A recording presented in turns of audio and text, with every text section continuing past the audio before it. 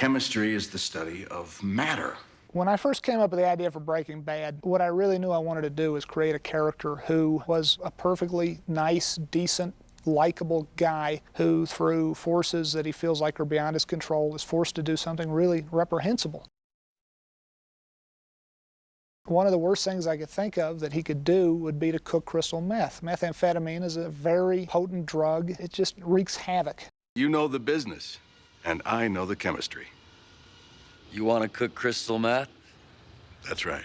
We had the DEA consultants throughout the pilot, which were extremely helpful to us, really wonderful guys that help us set up our labs. We had people from the street even to set up their version. The chemists of the DEA have to actually know how to cook meth in order to deconstruct it and verify that it is indeed meth. We had a DEA chemist help us on the day we shot the meth lab cooking sequence. He cooked a batch for us and videotaped it and showed us the process in time-lapse on his laptop computer. And every step of the way, we'd say, "How's this look?" And he'd say, "Let me a little more pink." And we'd mix it up a little pinker.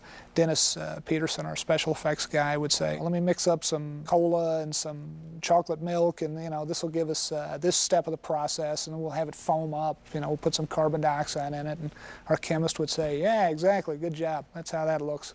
We don't want it to be a handbook to the audience of how to create meth, but we want to show the intricacies and really what can go wrong with it. This has to be a show about the consequences of a really bad decision. I do not think that it glamorizes crystal meth at all. I think it shows it in its absolute truthful form, and it's not pretty.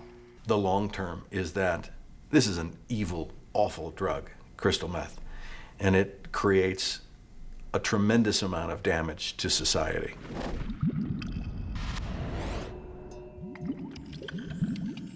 For more exclusive video, go to amctv.com.